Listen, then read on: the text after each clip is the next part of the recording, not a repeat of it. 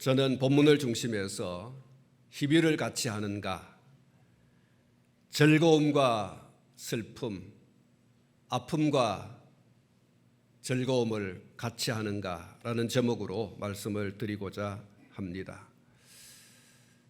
다르게 또 제목을 단다면 정말 하나인가, 그런 제목을 달아볼 수가 있겠습니다. 오늘의 본문은 앞장에 이어서 다윗이 아들인 압살롬의 죽음에 대한 슬픔으로 시작을 하고 있습니다. 분명 자신의 군대가 압살롬의 군대와의 전쟁에서 대승을 거두었습니다. 그리고 그 승전의 소식을 제사장 사독의 아들 아히마아스를 통하여 먼저 전해 들었습니다. 한 나라의 군왕으로서 자기의 군대가 나가서 싸워 이겼다고 하는 소식을 들었을 때 기쁘지 않을 수가 없을 것입니다. 다윗 역시 그랬다고 볼 수 있습니다.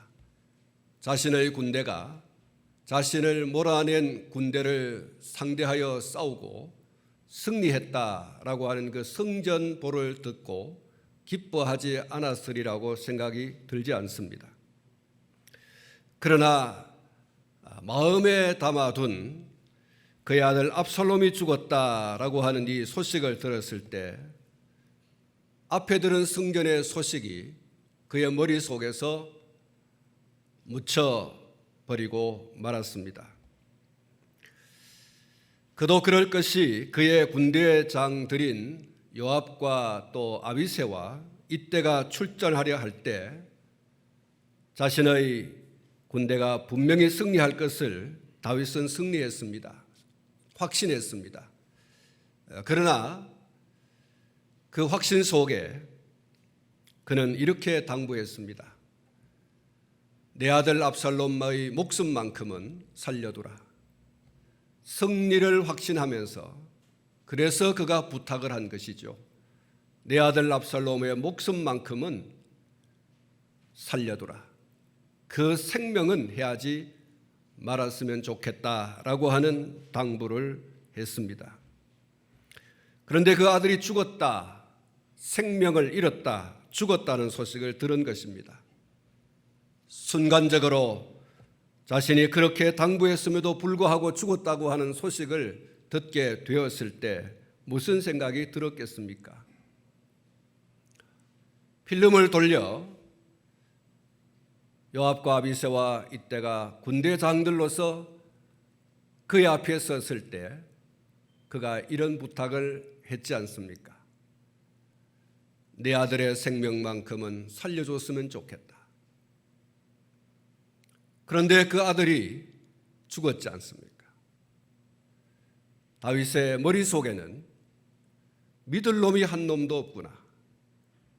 내가 그렇게 믿고 승리할 것을 분명히 알고 부탁을 했음에도 불구하고 그 아들이 죽었다는 소식, 그 아들이 누구에 의해서 죽었다고 하는 소식을 들었을 때 다윗의 마음에는, 다윗의 머릿속에는 세상에 믿을 놈이 한 놈도 없구나, 이런 생각이 스쳐 지나갔을 겁니다. 도망쳐 나온 자신과 함께하는 사람들을 소탕하기 위해서 나선 압살롬과 그의 군대와의 물러설 수 없는 처절한 싸움을 해야 하는 군장들에게 사사로운 감정을 앞세워서 자신의 피부치를 죽이지 말고 살려두라고 하는 이 당부를 한 것이 잘한 것은 아니죠. 자기를 쫓아내고 자기의 사람들을 쫓아낸 그 당사자가 죽었다라고 하는 그 소식을 듣고 이렇게 분개할 일인가? 이렇게 슬퍼할 일인가? 군왕으로서 그는 그런 모습을 사실은 보이면은 안 되는 것이죠. 말도 되지 않는 그런 모습이라고 할 수 있습니다. 자신을 쫓아낸 자와 싸우러 가는 군장들에게 그를 살려두라고 하는 얘기는 온당하지 않습니다. 분명히 잘못된 것이죠. 그러나 그렇다고 하더라도 왕이 가장 신임하는 사람들에게 당부한 것 아니겠습니까? 그리고 압살롬의 죽음이 치열한 싸움을 하다가 장렬하게 죽은 것도 아닙니다. 무장이 해제된 무방비 상태에서 처참하게 죽임을 당했습니다. 압살롬은 그가 타고 가던 나귀가 상수리 나무 밑을 지나갈 때 그의 머리털이 상수리 나무 가지에 걸리게 되어지고 나귀는 빠져나가고 몸만 덩그러니 온전히 공중에 매달린 형국이 되었습니다. 결국 그는 아무런 군사적 행위를 할 수 없는 무방비 상태가 된 것입니다. 그런데 다른 사람도 아닌 다윗의 조카인 요압이 던진 3개의 창에 찔려서 비참하게 최후를 맞이한 것입니다. 압살롬의 입장에서 보면 고종 사촌에게 죽임을 당한 것이죠. 다윗의 입장에서 보면 그의 생질 조카가 죽인 것입니다. 다른 사람도 아니린 피를 나눈 형제가 죽인 것이죠.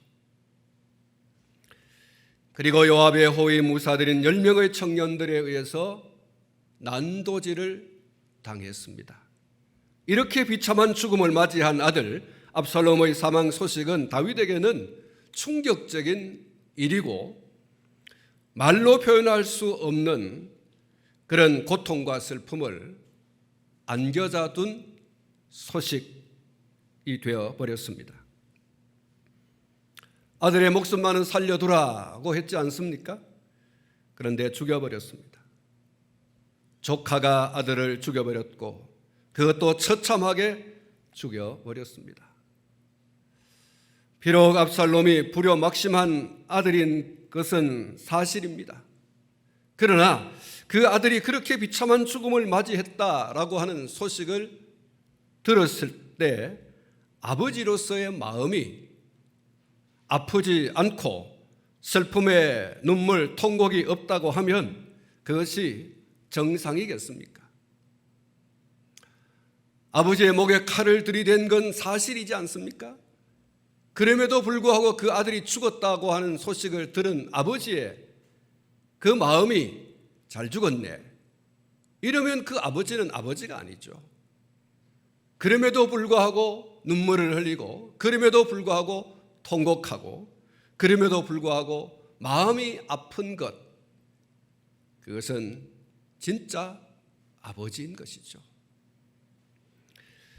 사랑하는 성도 여러분, 아들이 죽었다고 하는 소식을 듣고 마음도 아프지도 않고 슬픔도 없고 눈물도 없고 통곡도 없고, 만약 그랬다고 하면 그 사람이 진짜 아버지인가? 희노애락의 감정이라고는 조금도 나타낼 수 없는 쇠붙이로 만든 로봇에 불과한 것이죠. 감정을 가진 인간은 아닌 것입니다. 사랑하는 성도 여러분, 어떤 사람들은 이렇게 말할 수도 있습니다. 앞에 말씀을 드렸던 것처럼 한 나라의 통치권자인 왕이 어찌 이럴 수가 있는가? 무엇이 우선이어야 하는가? 반역자인 아들의 죽음인가? 아니면 목숨 걸고 나가서 싸워 승리한 자신의 군대를 승리하고 칭찬하고 공을 세운 군인들에게 상을 내리고 사계를 북돋워 주어야 하지 않는가? 그것이 우선이지 않는가? 그것이 앞으로 나라를 다스려가는 왕으로서 보여줘야 할 모습이 아닌가? 그러면서 왕의 태도를 못마땅하게 생각할 수도 있습니다. 앞에 말씀을 드렸습니다. 맞는 이야기입니다. 충분히 옳은 이야기입니다. 왕이 그럴 수 없는 것이죠. 자기를 위하여 나가 싸운 사람들입니다. 그 사람들이 승리하고 돌아왔다면 당연히 칭찬을 하고 당연히 그에 맞는 상도 베풀어 주어야 하는 것이 우선적 일입니다. 그런데 지금 아들이 죽었다고 하는 그 일 때문에, 그 아들이 어떤 아들이라고 그랬습니까? 자기를 왕의 자리에서 몰아내고 자기의 목숨을 끊으려고 군사를 대동하여 나왔던 바로 그 아들이지 않습니까? 그 아들이 죽었다고 하는 소식이 이 왕에게는 승리했다고 하는 군인들보다 우선 일인 거예요. 이게 왕으로서 보여줘야 할 모습인가? 충분히 비난받을 만한 일인 줄로 압니다. 그러나 한편으로 왕도 인간이라고 하는 것, 왕이지만 인간인 다윗도 끌리는 혈육의 정을 끊어내기는 어려웠을 것이다. 사랑하는 성도 여러분, 기억하시기 바랍니다. 부모를 향한 자식의 사랑이 아무리 크다고 하더라도 자식을 향한 부모의 사랑을 넘어설 수는 없다는 겁니다.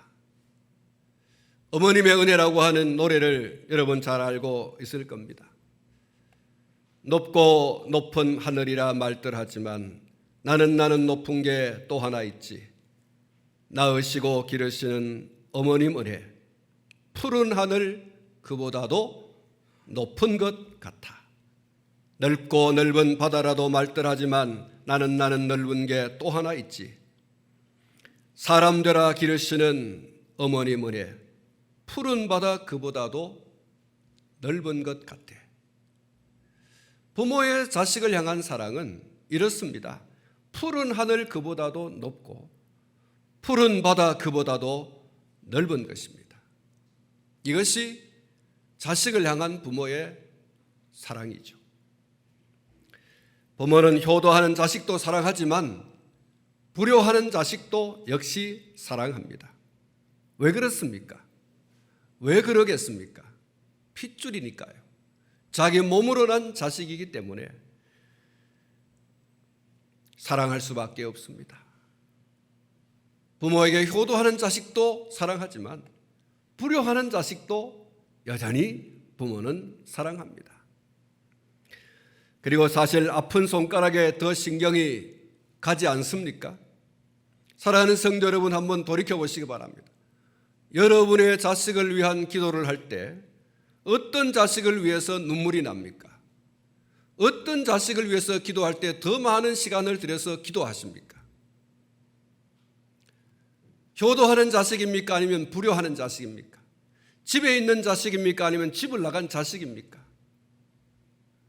아마도 여러분의 기도는 집을 나간 자식을 위한 기도가 더 많이 하나님 앞에 엎드려 올리는 기도가 이어져 갈 것이고, 그리고 또한 불효하는 자식을 놓고 하나님 앞에 기도할 때 더 많은 눈물로 하나님 앞에 기도할 것입니다. 아픈 손가락에 더 신경이 가는 것이죠. 부모의 사랑을 의심하지 마시기 바랍니다. 쏟아붓는 사랑에 대해서 나무라지 않기를 바랍니다. 부모님이 조금 잘못하는 부분이 있어도 막대하고 박대하지 마시기를 바랍니다. 창세기 9장에 소개되는 노아의 아들 함을 여러분 기억하십니까? 그는 아버지로부터 저주의 예언을 받은 아들입니다. 왜 그렇게 되었습니까? 그는 그의 아버지가 포도주에 취해 벌거벗은 몸으로 장막에서 잠을 자는 것을 보았습니다. 그리고 그것을 형제들에게 가서 그 사실을 그대로 발설을 해버리죠. 그 일로 그는 아버지로부터 축복을 예언받지 못하고 저주의 예언을 받고 말았습니다. 누가복음 15장에는 탕자의 비유가 소개되고 있습니다. 아버지에게 두 아들이 있었습니다. 둘째 아들이 어느 날 아버지에게 자신에게 물려줄 유산을 달라고 해서 그것을 받아들고 집을 나갔습니다. 그리고 그는 그것으로 먼 곳에, 먼 타국에 가서 허랑방탕하여 받은 유산을 모두 탕진해 버리고 말았습니다. 의지할 데가 없어서 거짓골이 되어버리고 말았습니다. 결국 면목 없는 모습으로 아버지의 집을 찾아왔습니다. 아버지는 그런 아들이라고 할지라도 버선발로 뛰어나가서 얼싸안고 그리고 그 아들을 위해서 잔치까지 벌였습니다. 그런 아버지의 모습에 심통을 부린 한 사람이 있었습니다. 바로 문제 한 번 일으키지 않고 아버지와 함께 살던 큰 아들이었습니다. 아버지의 처사가 마땅치 아니하다고 생각한 그는 집에 들어가지 않겠다 으름장을 놓습니다. 아버지가 나가서 그 아들을 달래지 않습니까? 아들아, 그게 아니다. 이내 아들은 죽었다가 살아온 것이나 진배가 없는 것이다. 이렇게 저렇게 달래서 아버지의 집에 들어가자 그렇게 했습니다. 그런데 그 큰 아들의 입에서 속에 있는 이야기가 쏟아져 나왔습니다. 내가 여러 해 아버지를 섬겨서 명을 어김이 없거늘 내게는 염소 새끼라도 주어 나와 내 벗으로 즐기게 하신 일이 없더니 아버지의 살림을 창녀들과 함께 삼켜버린 이 아들이 돌아오매 이를 위하여 살찐 송아지를 잡으셨나이다. 큰아들의 불평과 불만이 쏟아져 나온 것입니다. 언제 아버지께서 내 친구가 집에 왔을 때 그 친구를 위해서 작은 닭새끼라도 한 마리 잡아서 대접하라고 해본 적이 있습니까? 언제 내가 좀 즐거운 일이 있을 때 야야 즐거운 일이 있으니 너 친구들 불러가지고 잔치 한번 벌이자 이렇게 해본 적이 있습니까? 지금 집으로 돌아온 아버지의 둘째 아들, 내 동생, 저는 소위 탕자가 아닙니까? 아버지 유산 받아서 가서 허랑방탕하고 다 탕진하고 이제 빈털털이 거지꼴 돼서 돌아왔는데 뭐가 이쁘다고 아버지께서는 저를 위해서 이렇게 잔치까지 벌이십니까? 아버지의 처사가 못마땅하다 이렇게 이야기하는 것입니다. 사랑하는 성도 여러분, 큰아들의 속에는 꾸정물이 지금 가득합니다. 짝대기로 휘저으니 가라앉은 그 꾸정물, 그 찌꺼기들이 쑥쑥 위로 올라오기 시작합니다. 그는 아버지에게 아무런 불평과 불만이 없이 모든 것에 만족하면서 효도한 것처럼 하고 살아온 것입니다. 아버지 중심으로 살아온 것처럼 해온 것이죠. 아버지를 정말로 위하는 효도하는 아들인 것처럼 그렇게 살아온 것입니다. 자기를 감추고 살아온 것이죠. 그는 진심이 아니었습니다. 그래서 한꺼번에 폭발한 것입니다.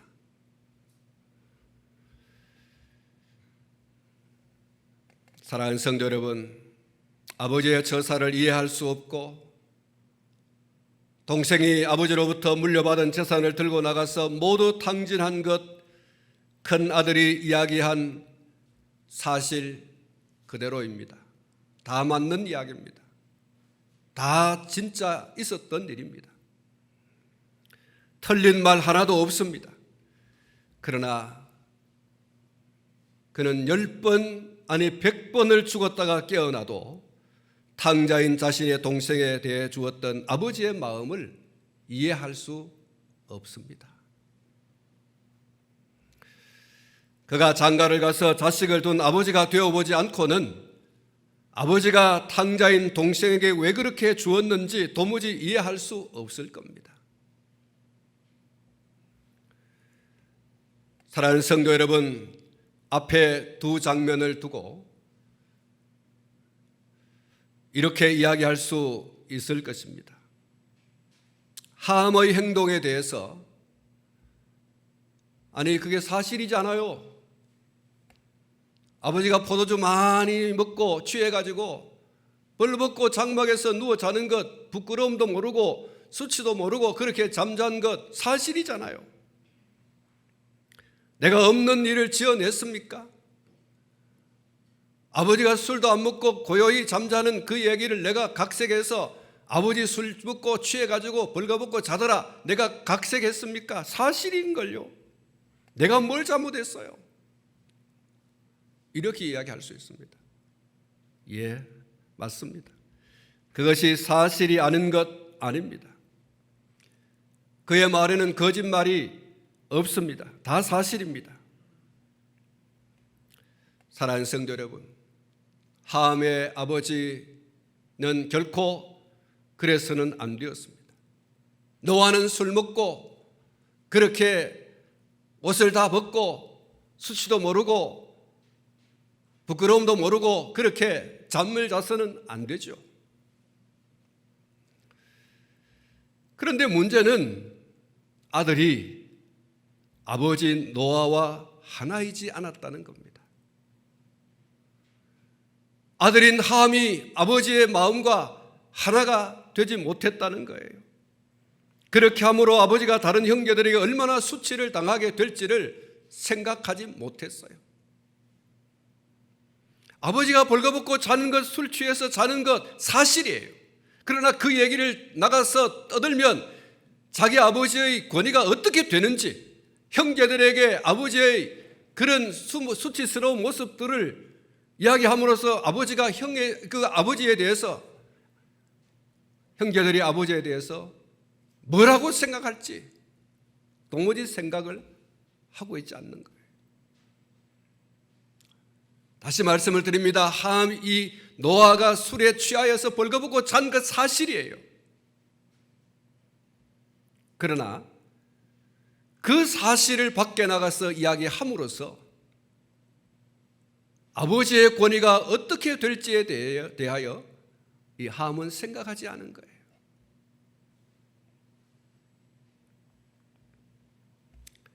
두 번째 이야기입니다.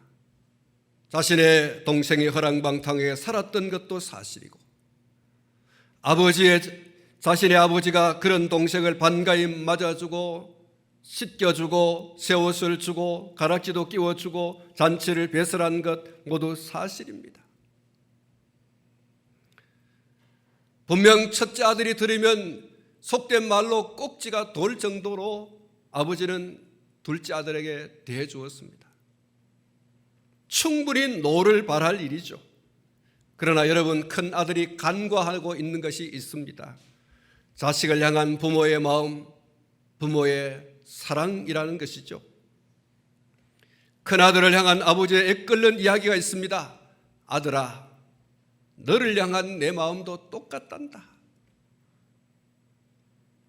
내가 지금 둘째 아들 탕자, 재산 가지고 나가서 허랑방탕하게 살다가 다 탕진해버리고 돌아온 이 아들을 향한 지금의 내 마음, 지금까지 살아온 너를 향한 내 마음이다.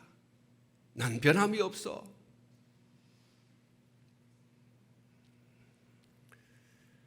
어떤 자식이 부모를 향한 내 사랑은 부모님이 나를 사랑하는 그 어떤 사랑보다도 훨씬 뛰어넘는다.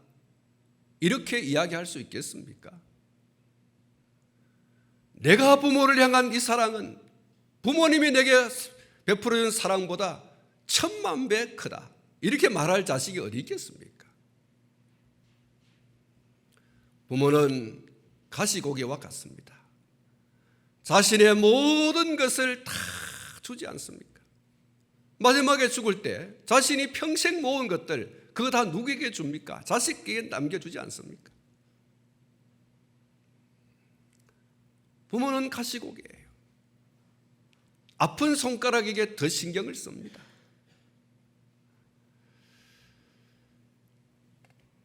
사랑하는 성도 여러분, 내게로 향한 부모의 사랑보다 내가 부모에게 베푸는 사랑이 더 크다. 천만의 말씀. 그럴 수 없습니다. 어떤 목사님이 그러더라고요. 아들을 장가 보내고 그 자식에 대한 이야기를 이렇게 얘기했어요. 나는 이제 자식을 하나 잃어버렸다. 며느리 집 자식이 되어버린 거예요. 자식은 그렇습니다. 둥지를 훌훌 떠나가요. 언젠가는. 딸도 떠나가고 아들도 떠나가고 영원히 내 품에 있을 것이라고 생각해서는 안 되죠. 그래도 여러분, 부모의 사랑을 의심해서는 안 됩니다. 부모의 사랑은 한도 없습니다. 끝도 없습니다. 시집 가고 장가 가고 나면 다 끝날 것 같지만 시집 보내고 장가 보내고 나서 야 아이고야 자식을 낳아야 될 텐데 그가 자식을 낳으면 저거 잘 커서 장가 가고 시집 가야 될 텐데 뭐 이런 생각도 하지 않습니까? 시집 가고 장가 가고 난 다음에 집에 찾아오면 먹을 것도 주고 입을 것도 주고 뭐 더 가져갈 게 없나 살피고 자식의 차에 트렁크에 가득가득 실어주는 게 부모의 마음이죠. 본문으로 돌아가겠습니다. 아들인 압살롬의 처참한 사망 소식에 아버지 다윗의 심정이 내려앉았습니다.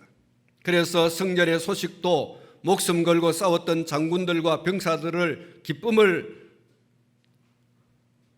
가눌지 못하면서 환영하고 칭찬하고 상을 주는 그런 일 다 잊어버렸어요. 아들이 죽었다가 오는 소식에 그것이 다 묻혀버리고 말았어요.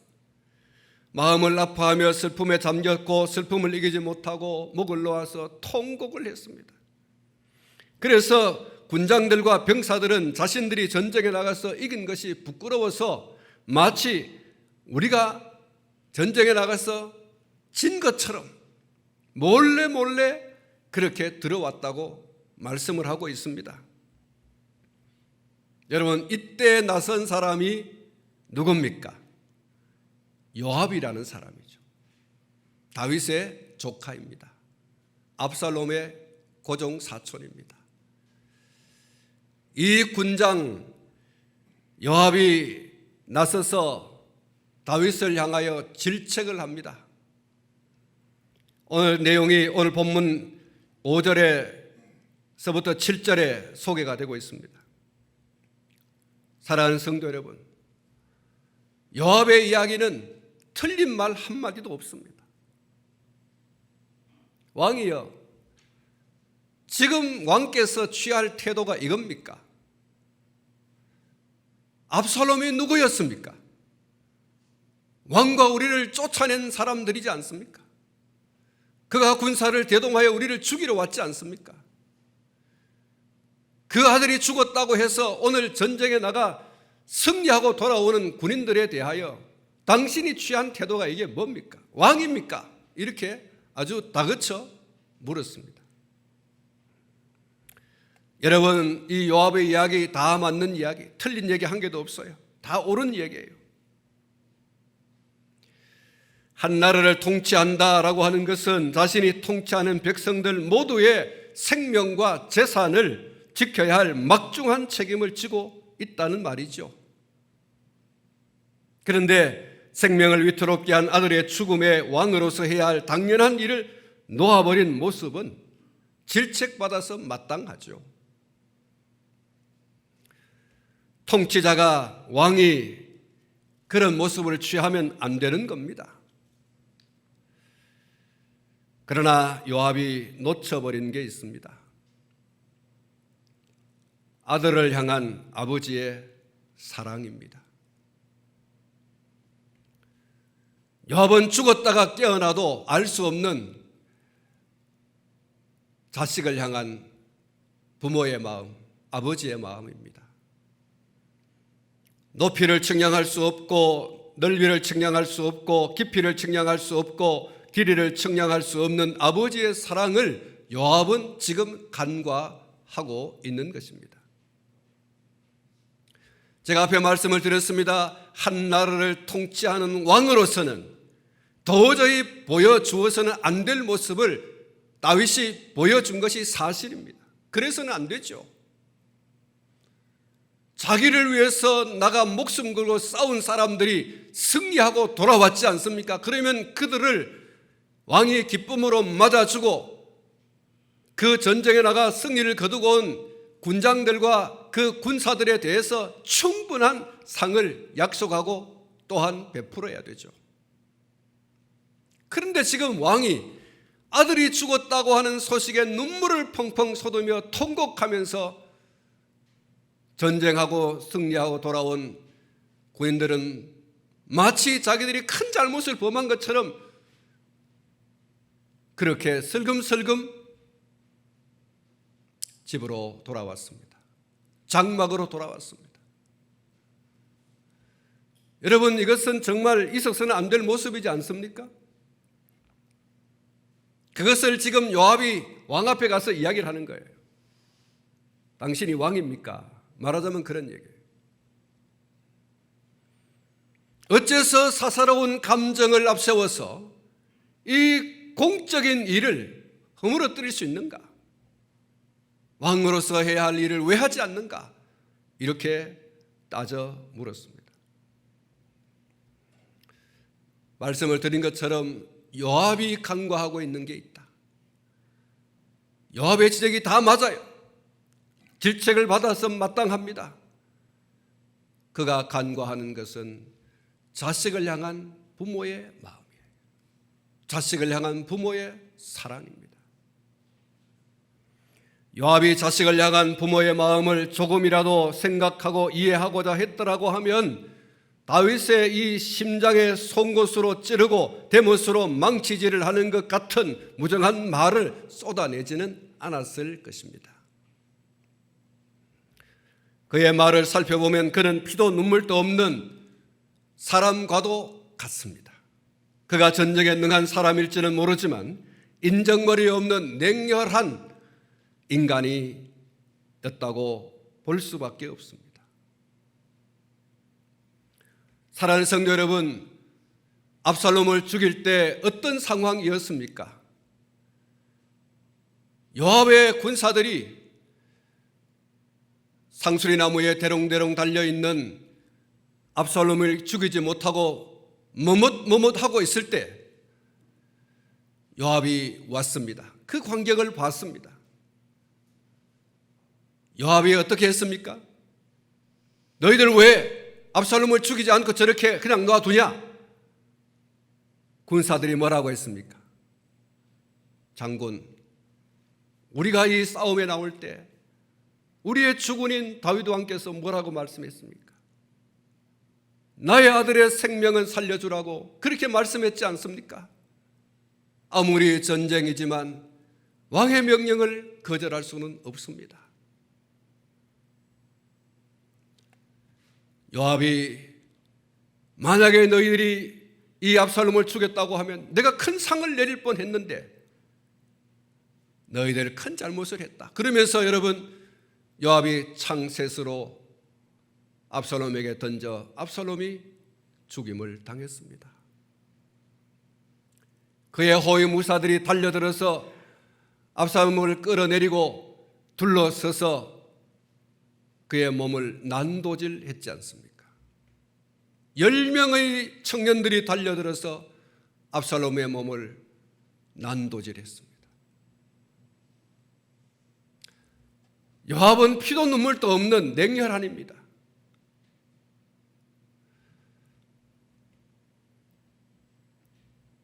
사무엘하 2장에 보면 요압의 동생 아사헬이 자신을 너무 과신해서 제발 쫓아오지 말라. 네 형 이 요압을 내가 앞으로 어떻게 보라고 네가 지금 이렇게 쫓아오고 있느냐. 네 날 쫓아오면 죽는다. 이렇게 말했지만 요압의 동생 아사헬이 자기 빠른 노루같이 빠른 그 발만 믿고 아브넬을 쫓아가다가 아브넬이 내민 그 창에 스스로 찔려서 죽음을 맞이했습니다.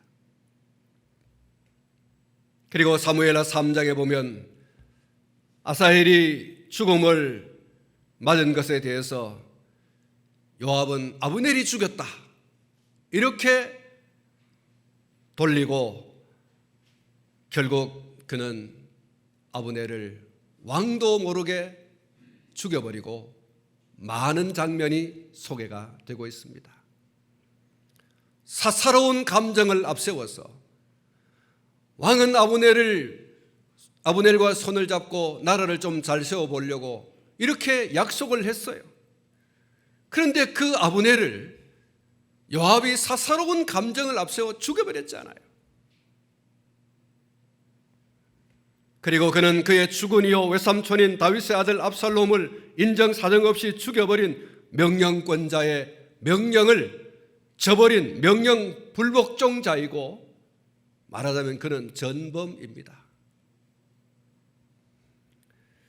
자신의 피부치 동생의 죽음에 거침없이 원한의 사심을 뿜어냈던 요압이 아들의 죽음의 슬픔을 이기지 못하는 아버지의 슬픔, 아버지의 통곡은 이해하지 못했습니다. 그는 지금 다윗이 아들의 죽음에 슬퍼하기 이전의 역사 속에 사심을 품고 그의 동생의 죽음에 대하여 사심으로 왕과의 약속을 하고 있는 아브넬을 죽여버린 사건이 있었지 않습니까?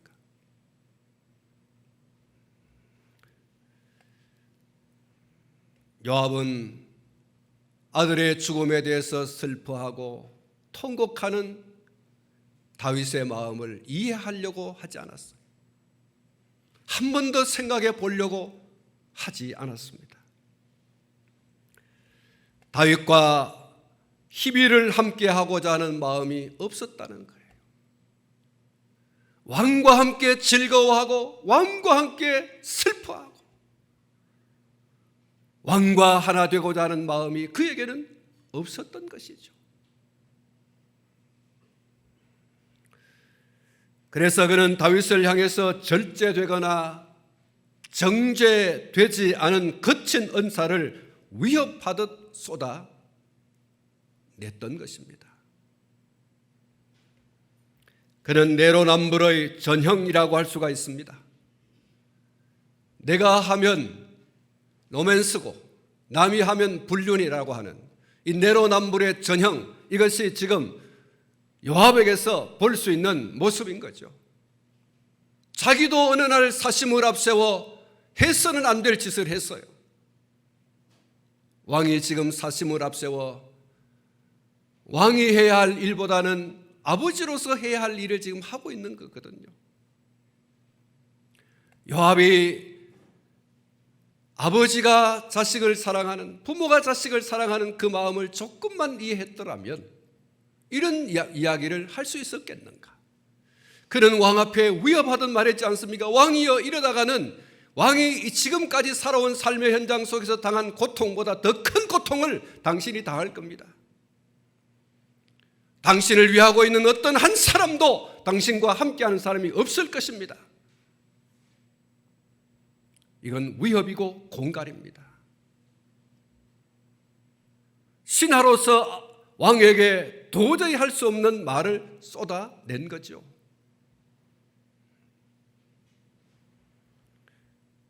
요압은 그의 주군인 다윗과 함께 울고 다윗과 함께 웃을 수는 없었겠습니까?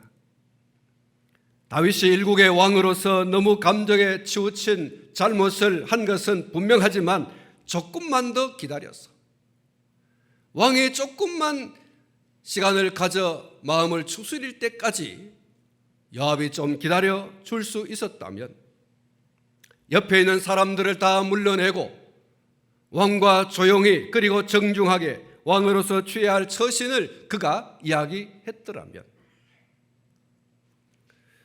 얼마나 좋았겠는가. 얼마나 분위기가 더 부드러웠고 왕은 왕의 위치로 돌아가서 왕이 해야 할 일을 할 것이고 또 아들의 죽음에 대해서는 또 적절하게 수습을 하게 되어질 것입니다. 그렇게 해도 다윗이 충분히 감정을 추스리고 승전한 군장들과 병사들에게 베풀어야 할 왕의 일을 넉넉하게 해낼 수가 있었을 겁니다. 사랑하는 성도 여러분, 내가 하는 말이 사실일지라도 그리고 내가 하는 말이 옳은 것이라고 할지라도 말하기 전에, 행동하기 전에 그의 입장에 서서 한번 생각해 보는 것은 어떻겠습니까? 영어에 understanding이라고 하는 말이 있습니다. 굳이 번역하면 그의 밑에 한번 써본다는 거죠. 이해라는 말이에요. 내가 그를 이해하기 위해서 그의 밑에서 한번 서보지 않는다면, 내가 그의 입장에 서보지 않는다면 이해는 어려운 겁니다. 내가 내 아들이 죽었다고 하면 나는 어떻게 취할 건가?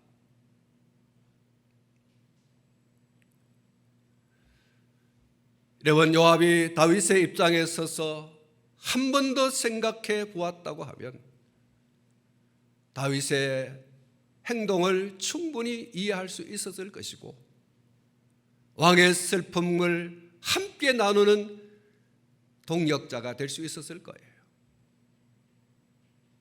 진짜 같이 하는 사람이 될 수 있었을 거예요. 시간이 조금 지난 뒤에 말을 하고 행동을 하면 얼마나 좋았겠는가. 나의 말과 행동 속에 내로남불은 없는가 생각해 보면 어떻겠습니까? 하나처럼 보이는데 한 번도 만날 수 없는 두 개의 철로 같은 다윗과 요압의 모습을 오늘 본문에서 봅니다. 요압은 다윗과 함께하면서 늘 오심즉 여심, 당신의 마음이 내 마음이고 내 마음이 당신의 마음이다, 한 덩어리인 것처럼 하고 살아왔습니다. 그러나 하는 행동을 보면 둘은 하나가 아닙니다. 다윗은 늘 요압을 자기의 조카이지만 둘도 없는 자기의 사람으로 그는 여겨왔습니다. 요압은 그렇지 않았어요. 언제나 거리를 두고 당신은 왕이면 나는 신하이고, 그 자리에서 그는 한 걸음도 더 가까이 가지 않았어요. 오히려 몰래 뒤에서 다윗의 명령을 저버리고 다윗이 하고자 하는 일을 태클을 걸고, 그러면서 자기의 이득을 챙기고, 모르지요, 압살롬을 죽이면서 그는 다른 생각을 했었을 수도 있습니다. 다윗을 이어 내가 이 나라의 정권을 한번 잡아야 되겠다고 하는 그런 흑심을 품었을 수도 있는 거죠. 두 사람은 같이 할 수 없는, 같이 있지만 하나가 아닌 철길과 같았다. 예수 그리스도 안에서 모든 그리스도인들이 희비를 같이 하면 얼마나 좋겠습니까? 사랑하는 성도 여러분, 따라하시기 바랍니다. 에베소 4장 3절 말씀입니다. 평안에 매는 줄로 성령이 하나 되게 하신 것을 힘써 지키라. 할렐루야. 여러분, 목사와 교인들이 하나가 돼야 교회가 되는 거죠. 교인들과 교인들이 서로 하나가 돼야 교회가 되는 것이죠. 사실인 것처럼 이야기하는 것 맞습니다. 그래야 되죠. 그러나 한 번 더 생각해 보라. 언더스탠딩. 그의 입장에 한번 서보라. 그러면 여러분, 문제가 되겠습니까? 하나가 될 수밖에 없을 거예요. 그의 입장에 서서 한 번 더 생각해 본다면 둘이 될 수 없는 것입니다. 하나가 될 수밖에 없습니다.